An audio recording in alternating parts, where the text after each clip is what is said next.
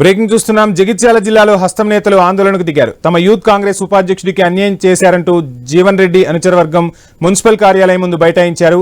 జిల్లా కేంద్రంలో పార్క్ ఎదురుగా ఉన్న యూత్ కాంగ్రెస్ ఉపాధ్యక్షుడి టేలను మున్సిపల్ అధికారులు ధ్వంసం చేశారని చెప్పారు. ధ్వంసం చేసిన యజమానికి నష్టపరిహారం చెల్లించాలని డిమాండ్ చేశారు. ఇదే విషయంలో మంత్రి అడ్లూరి లక్ష్మణ్ మున్సిపల్ కమిషనర్ కు ఫోన్ చేస్తే స్విచ్ ఆఫ్ రావడంతో అడిషనల్ కలెక్టర్పై ఆగ్రహం వ్యక్తం చేశారు.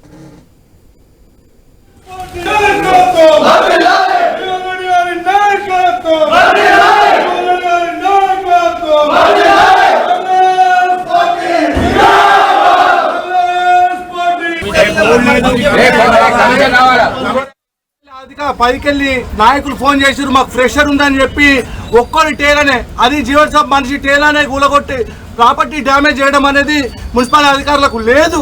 ముఖ్యంగా వాళ్ళు ఏం చేయాలి, ఫస్ట్ నోటీస్ ఇవ్వాలి, తర్వాత చెప్పాలి, తీసుకుపోవాలి డబ్బా. కానీ వాళ్ళు జేసీబీ తీసుకొచ్చి మేము అధికారులు మమ్మల్ని ఏమన్నా ఏం చేస్తారని చెప్పి దాని ప్రాపర్టీ డ్యామేజ్ చేస్తే వాడు పేదవాడు, వాడి కడుపు కొడితే ఏమొచ్చింది మీకు?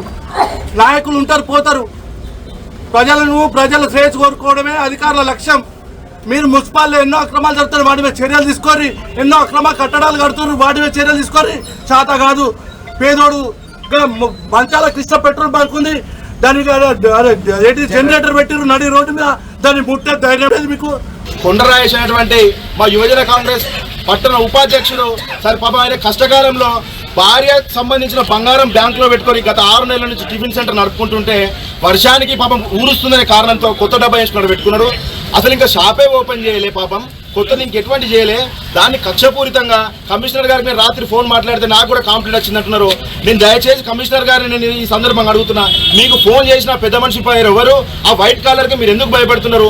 మీరు నీతి నిజాయితీగా ఒక ఆఫీసర్గా ఒక పట్టా తీసుకున్న తర్వాత న్యాయం ఏంటిది, అన్యాయం ఏంటిది, ఎవరికి ఇబ్బంది కలుగుతున్నది, అటువంటి ఏమి మీ కళ్ళకు కనబడకుండా ఒక అన్యాయంగా మీ కక్షపూరితంగా మాకు రాజకీయ పంచాయతీలలో మీరు దూరి ఒక పట్టణ ఉపాధ్యక్షుడిని పాపం ఆయన గరీబ్ తత్వంతో పట్టణ ఉపాధ్యక్షుడు టిఫిన్ సెంటర్ పెట్టి నడిపించుకొని కుటుంబాన్ని పోషించుకునే తత్వంతో ఆయన వీళ్ళు టిఫిన్ సెంటర్ నడిపించుకునే పోతే మీరు ఎవడో చెప్పిండో, ఎవడో నాకు ఫోన్ చేసిండో, వాడు ఫోన్ చేసిండు కాబట్టి నేను చేస్తా అంటున్నారు. కమిషనర్ గారు, ఇది మీకు కూడా నిజంగా చెప్తున్నా, ఇది మీకు న్యాయం కాదు.